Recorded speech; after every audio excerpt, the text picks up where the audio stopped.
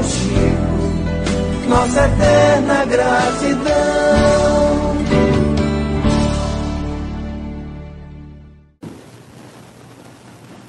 Boa noite a todos.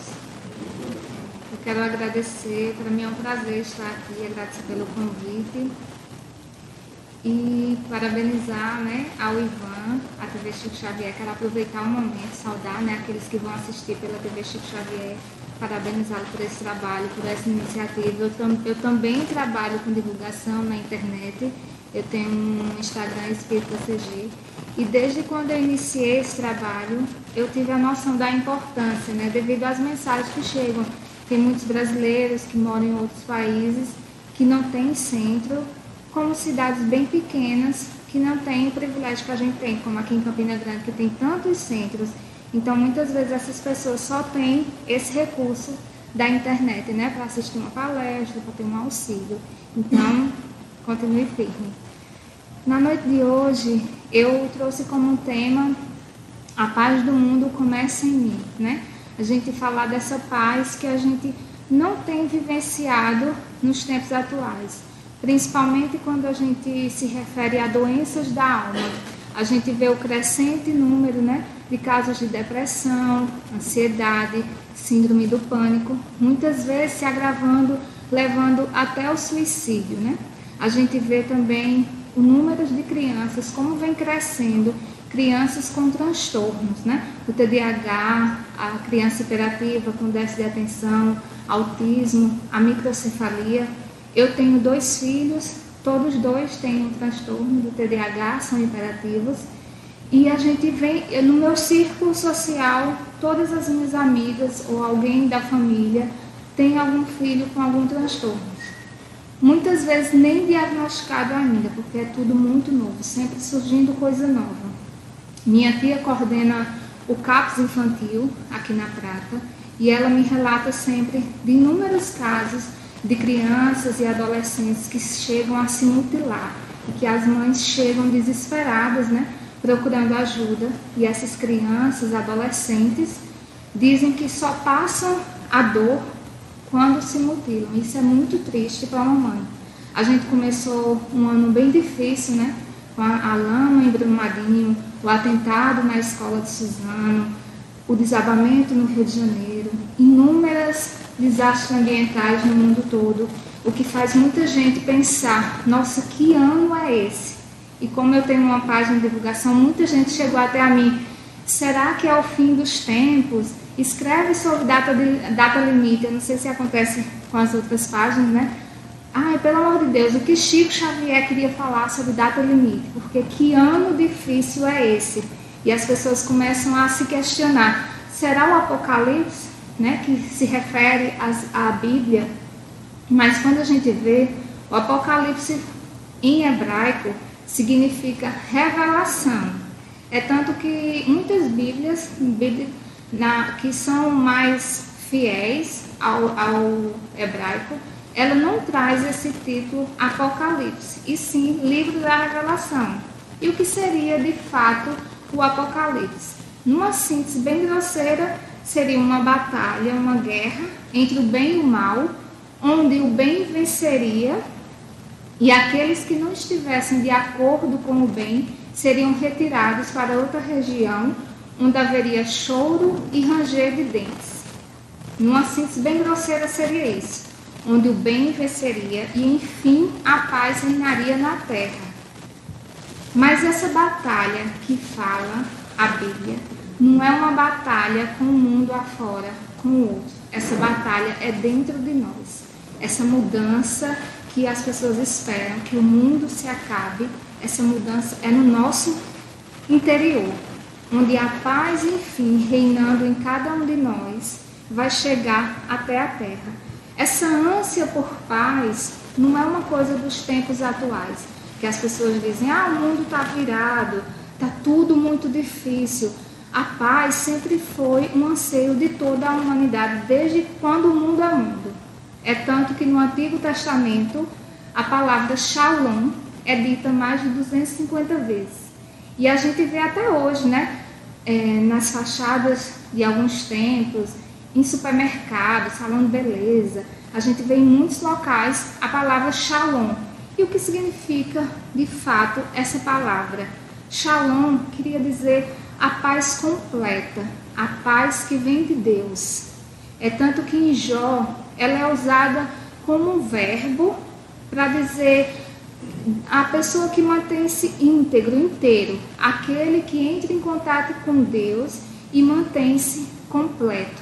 Então, Shalom significa essa completude com Deus, a paz maior, a paz de um novo reino, a paz que vem de Deus. E os judeus ainda têm o costume de se cumprimentar, de usar o Shalom, como desde o Antigo Testamento. É tanto que eu entrei em contato com a Universidade de Israel a semana passada para um estudo bíblico em hebraico. E deixei meu telefone, eles me ligaram e a primeira coisa que eles falaram, Verlane, Shalom. Então, ainda é um costume, né? Jesus judeu que era, ele se cumprimentava assim e as pessoas mantêm esse hábito de falar do Shalom.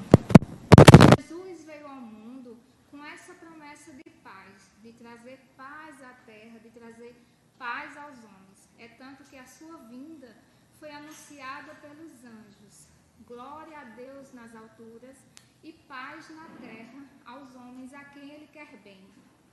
Mas essa paz, antes mesmo de Jesus, ela já era proposta por César, por Roma. Na política romana, essa era a principal bandeira do governo de César, de promover a paz. Vocês serão subjugados, vocês serão submetidos, mas pensem pelo lado bom. Vocês terão paz diante dos avanços que nós vamos trazer para Roma, diante das conquistas.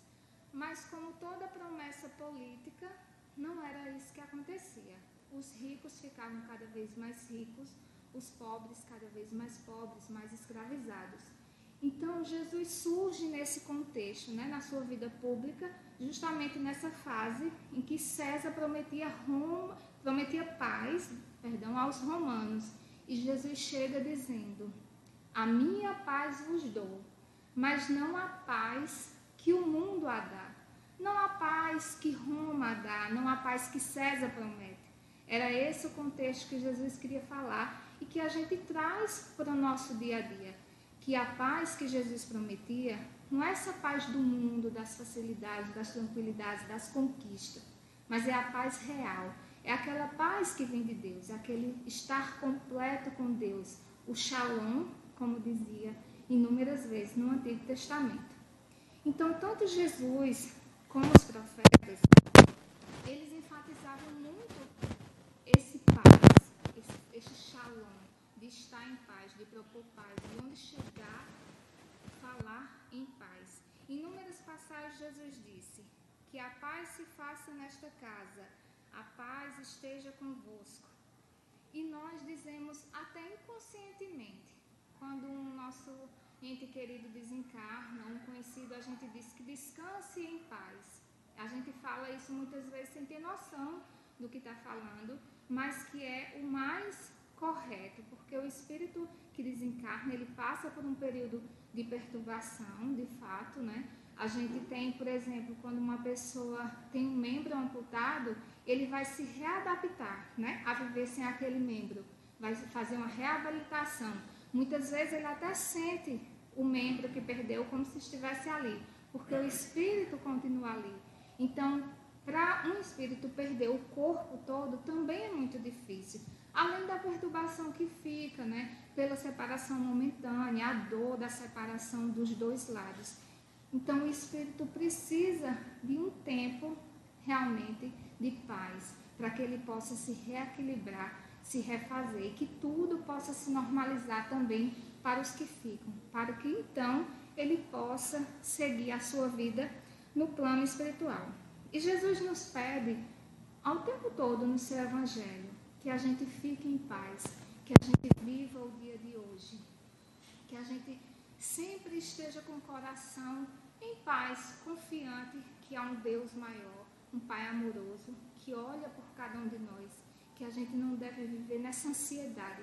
As pessoas dizem, né, que depressão é excesso do passado e ansiedade é excesso de futuro. Então, que a gente viva o dia de hoje, na certeza de que tudo ocorrerá como tem que ser. Jesus falava, eu vou pedir licença para ler essa parte porque eu acho muito bonito do Evangelho. Não se preocupem com o amanhã, pois o amanhã trará o seu mal. Basta cada dia a sua preocupação. E em Mateus 6 está: não andeis cuidadosos quanto à vossa vida, pelo que haveis de comer ou pelo que haveis de beber, nem quanto ao vosso corpo, pelo que haveis de vestir. Não é a vida mais do que um mantimento, e o corpo mais do que um vestuário? Olhai para as aves do céu, que nem semeiam nem ajuntam, e o vosso Pai Celestial as alimenta. Olhai os lírios do campo, nem mesmo Salomão, em toda a sua glória, se vestiu como um deles. Procurai o reino de Deus, e todas essas coisas vos serão acrescentadas. Então, que a gente tenha essa certeza e essa confiança, que há uma providência que toma conta de tudo. Que a gente faça o que a gente tem que fazer, fazendo sempre o nosso melhor a cada dia. Se preocupando sempre com o hoje, focado no aqui e agora. Eu costumo até brincar com o meu filho é muito ansioso por conta do transtorno, né? Então ele tem essa ansiedade muito aflorada e ele sempre vive perguntando sobre os passeios, o que vai acontecer.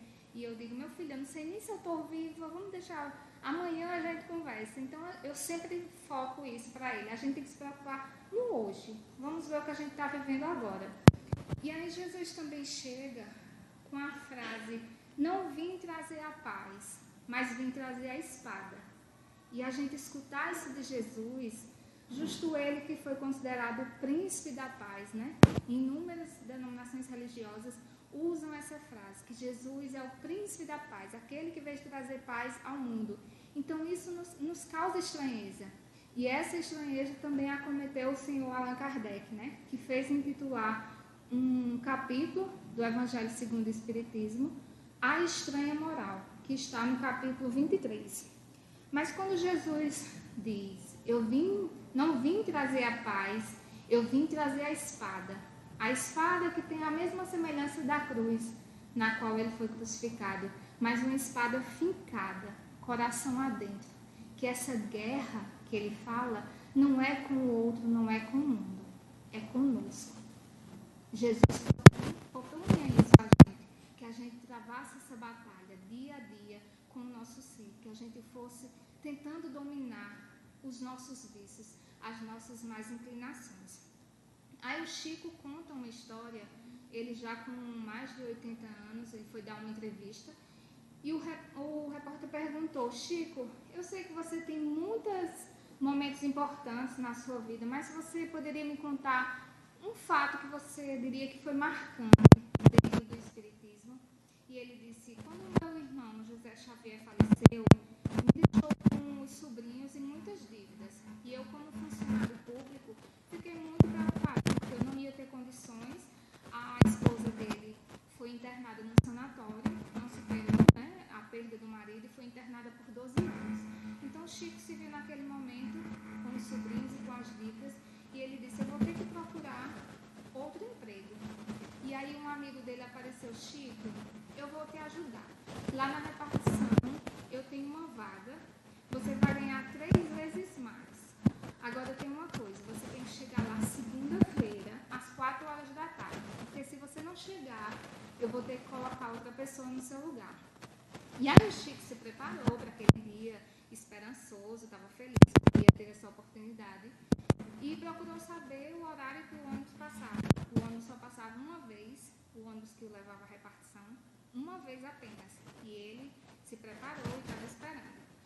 Quando o ônibus aponta no começo da rua, um menino do outro lado, por volta de 5 anos, grita, tio Chico! Aí ele pensa, meu Deus, e agora? Eu pego o ônibus e frustro o menino, ou eu atendo o menino e perco essa oportunidade. Mas o ônibus passou e o menino esperando, né, o ônibus passar para atravessar com segurança, correu, abraçou as pernas do Chico. Tio Chico, ainda bem que eu te encontrei. Eu vim te trazer essa flor. Aí entregou uma flor para o Chico, bem murchinha, daquelas que a gente nem olha. Aí o Chico, falando para o repórter, já emocionado, disse: meu filho, naquele dia eu tive certeza das escolhas que eu fiz para a minha vida. Eu não teria aquele emprego ganhando 3 vezes mais, mas eu não frustraria os corações que ele me aproximasse. Então, que a gente se pergunte a todo instante, o que a gente tem feito com as pessoas que se aproximam de nós? Na família, né? No nosso lar, no nosso trabalho, no nosso dia a dia na rua. Como a gente trata as pessoas? Será que a gente tem trazido paz para a vida das pessoas ou tirando a paz de alguém? Então, que a gente sempre se pergunte. E aí, eu li recentemente, o Raul Teixeira esteve aqui na cidade e eu adquiri um livro, Todos Precisam de Paz na Alma. Inclusive, eu vi, tem aqui na livraria, é do Raul Teixeira, Psicografia da Sua Mãe, Benedita Maria. E é um livro bem fininho, você lê muito rápido, que fala de paz de uma forma bem simples e bem singela. É um livro que você pode até presentear uma pessoa, inclusive que não seja espírita, porque ele não foca muito na doutrina, né? Ele é bem simples e eu resolvi listar alguns pontos importantes para trazer para vocês. E a primeira questão que ela fala é do nosso papel no mundo. Para a gente estar em paz, a gente precisa entender qual é o nosso papel. Hoje a gente vê inúmeras pessoas em crise existencial que não entendem o porquê elas não decidirem em nada. Então a gente precisa entender qual é o nosso papel. E a gente se remete, né, àquela pergunta no livro dos Espíritos: qual o meio mais eficaz de progredir? E os Espíritos respondem: conhece-te a ti mesmo. E esse conhecimento, essa pergunta, é uma questão que não tem fim. Porque eu não sou hoje a mesma que fui ontem e amanhã não serei a mesma que sou hoje. Então isso é uma busca constante, que a gente sempre deve estar se questionando. Quem eu sou hoje? Qual é o meu papel? No lugar que eu estou? Nos lugares que eu estou levando a paz para esses lugares que Jesus sempre convidava as pessoas para estar em paz. Dizia aos seus discípulos: aonde vocês estiverem, sejam semeadores da paz. Qual o nosso papel? A questão da nossa vida, na escola, na universidade, no trabalho, nas pessoas que nos procuram, como aquele menininho que procurou o Chico. Porque muitas vezes a gente faz uma seleção de pessoas da nossa vida que a gente quer ter perto, né? Que a gente quer uma aproximação e a gente busca esse contato. Mas tem pessoas que a gente nem se agrada tanto, mas que querem a nossa presença. E o que a gente faz com isso? Que a gente não frustre nenhum coração que chegue até a nós, porque a gente sabe que nada é por acaso, que ninguém cruza o nosso caminho em vão, tudo tem uma razão. A gente entenda o nosso papel todos os dias.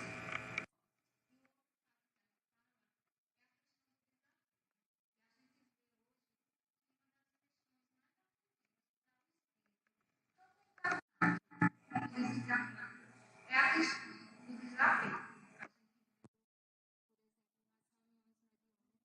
Vários espíritos extremamente apegados, que sofrem às vezes tão boba assim que a gente pensa: meu Deus, como o espírito está sofrendo tanto há tantos anos, às vezes há séculos, por uma situação, uma coisa que aconteceu com uma pessoa. Há uma situação, há uma projeto, há coisas. A gente vê aquele avião que fez um pouso,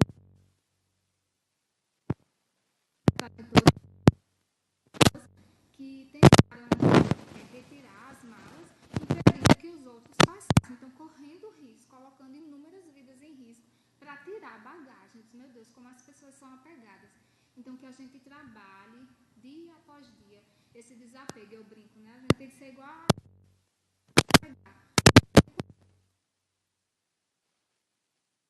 estar em se a gente entender que nada nos pertence, nem o corpo nem pertence que dirá o outro. Muita gente quer ter o controle das pessoas à sua volta. A gente vê o feminicídio crescendo, né? Porque os homens, alguns, né, não aceitam a condição como dono daquela pessoa e chegam a matar, a cometer suicídio. Isso é horrível. A gente precisa entender que nada nos pertence, tudo é um empréstimo.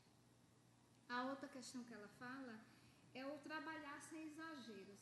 A gente sabe que o trabalho é extremamente importante. No Livro dos Espíritos também, quando Kardec pergunta na questão do desgosto pela vida, um dos fatores que os espíritos falam que ocorre, né, para o desgosto, que leva muitas vezes à depressão e até ao suicídio, é a ociosidade. Então o trabalho é muito importante, mas que seja sem exagero, que seja tudo no equilíbrio. A gente vê pessoas que se matam de trabalhar para juntar dinheiro, depois vão gastar o dinheiro para recuperar a saúde que gastaram para tentar juntar dinheiro. Então que a gente viva sempre no equilíbrio. Aí ela fala também que para a gente ter paz e viver em paz, criar esse mundo de paz, a gente precisa ser como Jesus nos orientou, ser luz no mundo, né? Jesus não disse, combate as trevas que há em ti. Jesus disse, deixai brilhar a vossa luz. Vocês percebem a diferença? Jesus era sempre positivo, proativo. Jesus sempre via o melhor que há em nós pequeninos que somos, né? Tão errantes ainda, mas ele sempre via, enxergava a gente lá na frente. Ele enxerga isso, a luz que há no nosso ser, e que a gente possa aprender com isso e ver no outro, nas pessoas que nos cercam, o melhor que há em cada uma delas, porque todas são filhos de Deus, todas têm a centelha divina, todas têm em seu ser essa luz que ainda há de brilhar. Então que a gente veja o melhor no outro, para que a gente viva em paz. E ela fala também de ser o sal da terra. O sal é aquele que dá o sabor, né, o alimento, mas é também o que conserva. O sal mantém o alimento. Muito tempo, né, atrás se usava o sal para conservar, de fato, quando não tinha geladeira. Então, é isso que Jesus quis dizer, que a gente conserve o melhor que há em cada um de nós e que faça isso também com os outros que nos cercam, porque muitas vezes a gente só olha o lado negativo. Ah, mas fulano é muito difícil, é temperamental, é difícil de conviver, tem isso, tem aquilo, a gente só aponta os defeitos. Mas todo mundo tem muitas qualidades, então que a gente sempre fique com o melhor. A outra questão é que a gente entenda e viva como o espírito imortal que somos, né? Se a gente entende, eu sou um espírito imortal, tenho toda a eternidade, a gente percebe que tudo fica muito pequeno. Qualquer desavença, né? Uma pessoa que vem nos ofender, falar qualquer coisa, a gente faz um drama, aumenta aquilo. Então que a gente diminua as coisas, né? Dê o peso necessário ao que tem de ser na nossa eternidade. Então a gente vai relevar muita coisa e diante disso vai viver muito melhor, vai viver em paz. A outra questão é a relação com os outros, quando a gente se relaciona bem, trata o outro como gostaria de ser tratado, a gente vai criando esse ambiente de paz, de harmonia. Se você faz o outro exatamente o que gostaria que fizesse com você, tudo vai se modificando. O Divaldo até, eu lembrei agora de uma história que ele conta de uma nora que não se dava bem com a sogra, que isso é ficção, não existe. E ele disse que ela foi procurar uma senhora numa montanha que fazia porção, que queria matar a sogra. E ela chegou lá e ela disse, olha, eu preciso matar minha sogra. E a senhora disse, tudo bem, eu vou preparar uma porção, mas essa porção vai ter um efeito longo, em torno de 3, 4 meses ela vai morrer. Agora eu preciso que você mude suas atitudes com ela, porque todo mundo aqui na sociedade sabe que vocês não se dão bem, então todo mundo vai desconfiar de você. E depois de mim, né, que faça as porções. Então eu preciso que você a trate muito bem e que mude o relacionamento com ela, para que ninguém desconfie.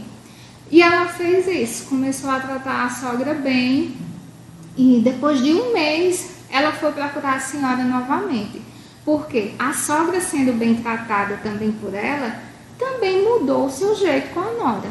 E aí elas se entenderam e se viram como amigas. E ela foi desesperada procurar a senhora, dizendo que não queria mais. Ela tinha que reverter aquela poção, tinha que ter um jeito, porque ela não queria mais matar a sogra. E aí foi que ela disse, não tinha nada naquela poção, era só água. Porque eu sabia que diante das mudanças da sua atitude, ela também mudaria. Então, é isso que a Benedita Maria fala no livro, que quando a gente faz o melhor para o outro, isso vai acontecendo à nossa volta. Então, a gente vai criando um ambiente de paz. A outra questão também que ela fala é a do equilíbrio, que a gente esteja sempre em equilíbrio. Aí tem até uma frase que eu trouxe, que eu achei bem importante. Sempre que saímos da via do equilíbrio, a vida nos impõe correções duras, à base de frustrações, doenças, acidentes diversos e a morte. Aí muita gente se pergunta, né? Mas todo mundo tem um dia certo de morrer? Mais ou menos. A gente tem sim um plano reencarnatório, uma programação. Mas a gente pode sim ir antes, como pode retardar, né, essa ida, de acordo com o que a gente vivencia aqui. Porque muitas vezes a pessoa vem com um plano e acaba se desviando tanto no caminho que pode até trazer prejuízos, né, para aquela encarnação, e os espíritos, não, é melhor a gente trazer logo, né, antes que faça mais besteiras. Então, que a gente entenda que muitas coisas que acontecem na nossa vida são extremamente necessárias, que tudo tem um porquê, que a gente se pergunta, o que é que a vida quer me ensinar com isso? Eu sempre conto, o meu filho teve meningite há 2 anos, meningite é muito grave, né, como você sabe, quando não mata deixa sequelas, e eu fiquei muito desesperada naquele momento, mas depois que eu consegui me acalmar, passei 15 dias com ele no hospital, e eu recebi umas entidades enquanto fazia evangelho lá no hospital, e me dizia, Verlane, fica tranquila, vai ficar tudo bem, não vai acontecer nada com o teu filho. É tanto que a recuperação dele foi muito boa, os médicos ficaram surpresos, e eu também, a partir dali, eu estava muito tranquila, porque eu entendi aquilo como um chamado. Naquele momento, eu estava afastada do centro, eu já fazia mais de 10 anos, que era lá do Leopoldo Machado, e eu estava afastada por conta de gravidez, depois tem filho, aí se acomoda e não volta. E eu senti naquele momento que aquilo era um chamado. E foi ali, no hospital, que eu decidi fazer o trabalho de divulgação da doutrina na internet. Foi quando eu iniciei. Então a gente vê assim, isso é só um exemplo, mas que, como ela diz aqui, quando a gente está se desvirtuando, saindo da nossa via de equilíbrio, a vida nos chama. De uma forma ou de outra, como ela diz, com doença, com frustração, até com a morte. Então, que a gente permaneça sempre em equilíbrio. Aí a outra, eu vou dar uma resumida, porque não vai dar tempo de falar tudo, eu vou falar só os mais importantes. Uma coisa que é bem séria é que a gente não sabe lidar com ofensas e vinganças, né? A gente vê que até quando uma pessoa trata a gente de forma menos afetuosa, não vou dizer nem grosseira, a gente se dói. Isso acontece até nos centros. As pessoas se afastam, porque fulano me tratou assim. A gente precisa entender que às vezes aquela pessoa não está num dia bom. Ou então a gente não sabe as batalhas que aquela pessoa vem enfrentando no seu dia a dia. Então que a gente aprenda a relevar, né? O Divaldo conta um caso que ele comprou um sapato, que ele estava muita vontade de comprar lá na década de 50, um sapato bicolor, e ele conseguiu comprar esse sapato. Aí foi todo feliz pro centro. Quando ele subiu no ônibus, um homem enorme chegou do lado dele, pisou no pé dele, ficou olhando para ele, pisou de propósito. Aí Divaldo disse, moço, esse pé que está embaixo do seu é meu. E o homem disse, eu sei, daí? Aí ele disse, não, nada, eu só quis informar. O homem enorme, né, ele ficou... A Joana apareceu e disse, Divaldo, desça no próximo ponto. Aí Divaldo disse, mas Joana, porque faltava um monte de ponto ainda para ele chegar no centro. Desça, Divaldo. Ele desceu e o homem desceu atrás, começou a correr atrás dele. Ele correu. Naqueles becos lá de Salvador, conseguiu, né, se desvencilhar do homem. Passou 2 meses, esse homem chega no centro. Ele ia proferir uma palestra e o homem chega. Eles, quando viu o homem na porta, ficou branco, gelado, o homem veio me pegar. Mas o homem vem até ele com uma moça, né, uma camisa de força e um enfermeiro. Aí o homem diz: Divaldo, é o senhor que é Divaldo Franco? Ele: sim, me disseram que o senhor vai poder me ajudar. Ele, percebendo a entidade que acompanhava a moça, olhou para o enfermeiro e disse: pode tirar a camisa de força. E o enfermeiro disse: o senhor está louco, o senhor não conhece ela sem isso. Ela acaba com todo mundo aqui, inclusive com o senhor. E ele disse: eu me responsabilizo, tire a camisa de força. Aí conversou com a entidade e ali iniciou-se um tratamento. Depois de alguns meses, a moça ficou curada, porque a entidade entendeu que era uma desavença do passado, foi atendida e resolveu deixar a moça em paz. E aí esse homem volta para agradecer o Divaldo e disse: Divaldo, eu já estava beirando a loucura. O senhor acredita que eu andava pelas ruas tentando provocar as pessoas? Eu subia nos ônibus e provocava as pessoas para que elas revidassem e eu pudesse matá-las e me suicidar. E aí o Divaldo, o rapaz não reconheceu, claro, o Divaldo, mas ele reconhecendo, lembrou do caso, certamente a Joana sabendo do caso. Então a gente pensa, num contexto desse, quantas pessoas que chegam para nos ofender? E a gente sabe que aquele que ofende é sempre o mais infeliz, né? A gente até diz, uma pessoa em paz não quer guerra com ninguém. E não quer mesmo. Quando a gente está bem, feliz, está tudo dando certo, podem chamar do que quiser, que a gente nem liga, não é assim? Então pronto, se a gente botar isso na cabeça, que quando alguém falar com você de forma grosseira ou menos afetuosa, que você releve, deixa para conversar depois. Eu aprendi isso a duras penas. Hoje, quando alguém fala comigo assim, até no WhatsApp, que o WhatsApp tem isso, né? Como a gente não vê a entonação de como a pessoa está falando, a gente já entende de outra forma. Então eu deixo para lá, não, às vezes a pessoa não dormiu bem, está com algum problema. Eu tive por mim, com 2 filhos, né? Então todo mundo passa por isso. Então se a gente pensar nisso e relevar, a gente vai estar criando mais paz para as nossas relações. E a questão também da ingratidão, né? Que a gente também não sabe lidar. A gente vê que até Jesus passou por isso. Na cura dos 10 leprosos, apenas um veio agradecer. A gente vê Judas, que teve o tempo todo com Jesus, aprendendo os ensinamentos, vivendo, né, sentindo a vibração de Jesus. E deu tudo a perder por um momento, por uma conquista. A gente vê que Jesus era recebido em festa, no domingo, pelo povo, e na sexta, aquele mesmo povo estava colocando para uma crucificação. Então, nem Jesus esteve livre da ingratidão. Que a gente faça o bem pelo outro, o bem de uma forma geral, pela vida. Fazer sem olhar quem realmente. A gente sabe que o bem que a gente faz realmente é o nosso advogado em toda parte. Então, que a gente faça pensando nisso, sem esperar nada em troca. Jesus sempre nos orientava a fazer as pazes com os nossos inimigos, né? Ele dizia: faça as pazes antes que seja pego em juízo, porque de lá não sairá enquanto não pagar o último ceitil. Então é importante que a gente esteja em paz com os outros, que a gente busque se reconciliar, que a gente não tenha desafetos. Aí eu vou encerrar.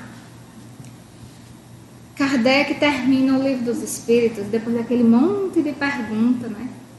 Ele encerra justamente com uma pergunta sobre a paz que vai reinar. Jamais o reino do bem poderá ter lugar sobre a terra. Aí eu trouxe só a primeira parte da resposta, porque senão ia ficar muito longa. O bem reinará sobre a terra quando entre os espíritos que vêm habitá-la, os bons vencerem sobre os maus.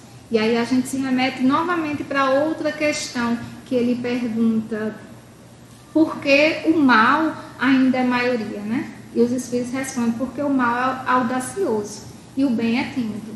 Então que a gente faça prevalecer esse bem, que a gente mostre o bem que a gente faça. Porque quando o bem for maioria, quando a gente realmente travar essa batalha, como Jesus falava, que veio trazer a espada, que a gente vença o mal que há em cada um de nós, a gente vai conseguir, enfim, fazer esse mundo ter paz, né? O mundo não vai acabar como as pessoas estão esperando, com fogo, com água, né? Como o Apocalipse, as pessoas, cada um tem uma história. Não. O mundo, a gente vê, sabe que tem espíritos elevadíssimos que estão reencarnando, né? Emmanuel já está reencarnado, Joana, se não está, está para voltar. Inúmeros músicos, né? Beethoven, Mozart, e graças a Deus a gente não vai ter mais Voldavirotti, o nome dela é Jennifer. Então, está tudo se preparando para esse novo mundo que vai chegar. E a gente tem que pensar, será que a gente vai ter a pulseirinha VIP para estar nesse novo mundo? O que é que a gente tem feito para estar? Porque a gente sabe que lá só vão estar nesse novo mundo de regeneração os que se afinizarem com essa paz reinante que vai estar na Terra. Então, que a gente seja paz na vida de todos que nos cercam, aonde quer que a gente chegue, porque a paz do mundo realmente começa em mim. Quando todo mundo assim pensar e todo mundo for paz, a paz reinará no nosso mundo. Eu quero pedir desculpa a vocês, porque amanhã é o Dia das Mães e eu pretendia trazer uma palestra sobre as mães, mas infelizmente não deu tempo. Mas eu trouxe uma mensagem, eu posso ler já, né? Eu trouxe uma mensagem para as mães que também fala sobre paz. Muito se fala a respeito das mães e do poder de seu amor. Um dos casos mais significativos, com certeza, foi o que relatou a doutora Elizabeth, no hospital onde trabalhava. Encontrou uma senhora portadora de uma doença terrível que já havia anos sido internada 10 vezes. Cada vez passava um período no centro de terapia intensiva e todos, médicos e enfermeiras, apostavam que ela iria morrer. Contudo, após as crises, melhorava e voltava para casa. O pessoal do hospital não entendia como aquela mulher continuava resistindo e não morria. Então, certo dia, a senhora explicou que o seu marido era esquizofrênico e agredia o filho mais moço, então com 17 anos, cada vez que tinha um dos seus ataques. Ela temia pela vida do filho, caso ela morresse antes que o menino alcançasse a maioridade. Se morresse, o marido seria o único tutor legal do filho. Ela ficava imaginando o que aconteceria com o rapaz nas mãos de um pai com tal problema. É por isso que ainda não posso morrer, concluiu. O que mantinha aquela mulher viva, o que lhe dava forças para lutar contra a morte, toda vez que ela se apresentava, era exatamente o amor ao filho. Como deixá-lo nessas circunstâncias? Por isso, ela lutava e lutava sempre. A doutora, observando emocionada o sofrimento físico e moral daquela mulher, resolveu ajudá-la, providenciando um advogado para que aquela mãe tão preocupada transferisse a custódia do menino para um parente mais confiável. Aliviada, a paciente deixou o hospital infinitamente agradecida por poder viver em paz o tempo que ainda lhe restava. Agora afirmou: quando a morte chegar, estarei tranquila e poderei partir. Ela ainda viveu pouco mais de um ano. Depois abandonou o corpo físico em paz, quando o momento chegou. A história nos faz recordar de todas as heroínas anônimas que se transformam em mães, em nome do amor, daquelas que trabalham de sol a sol, catando papel nas ruas, trabalhando em indústrias ou fábricas e retornam para o lar, no início da noite, para servir jantar aos seus filhos pequenos, supervisionar as lições da escola, cantar uma canção enquanto ele adormece em seus braços. E as mães de portadores de deficiências física e mental, que dedicam horas e horas todos os dias, exercitando seus filhos conforme a orientação dos profissionais, apenas para que eles consigam andar, mover-se um pouco, expressar-se. Mães anônimas, heroínas do amor, todos nós que estamos na Terra devemos a nossa existência a uma criatura assim. E quantos de nós Ainda temos que agradecer o desenvolvimento intelectual, conquistado o diploma, a carreira profissional de sucesso, a maturidade emocional, o fruto de anos de dedicação incomparável. Quem desfruta da alegria de ter ao seu lado na terra sua mãe, não se esqueça de honrar-lhe os dias com as flores da gratidão. Se os dias da velhice já alcançaram, encha-lhe os dias de alegria, acaricie os seus cabelos nevados com a ternura das suas mãos. Lembre a ela que a sua vida se enobrece, graças aos seus exemplos, os sacrifícios sem conta, as lágrimas vertidas de seus olhos, e colhendo o perfume leve da manhã, surpreenda dizendo: bendita seja sempre minha mãe. Essa história está no livro A Roda da Vida, que é ditada pela própria doutora Elizabeth. Eu brinco que quando a gente é mãe, a gente nunca mais tem paz, porque a gente sempre está preocupada, né, com os filhos, mas que a gente siga a nossa missão, né? É uma missão muito linda. A gente diz nossos filhos, sabendo que não são nossos, né? É um empréstimo, são filhos de Deus. Então que a gente siga confiante na certeza que há um Pai amoroso que olha por cada um de nós. Que a gente siga fazendo o melhor que nos cabe para fazer dos nossos filhos homens, pessoas melhores a cada dia, para que a gente fique em paz, que fez a coisa certa, que teve a missão cumprida.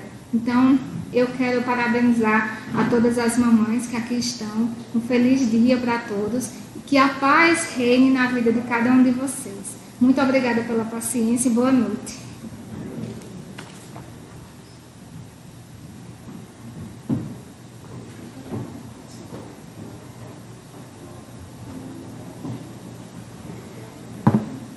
Obrigado, Hernani. Palestra leve, né? Parabéns novamente às mães.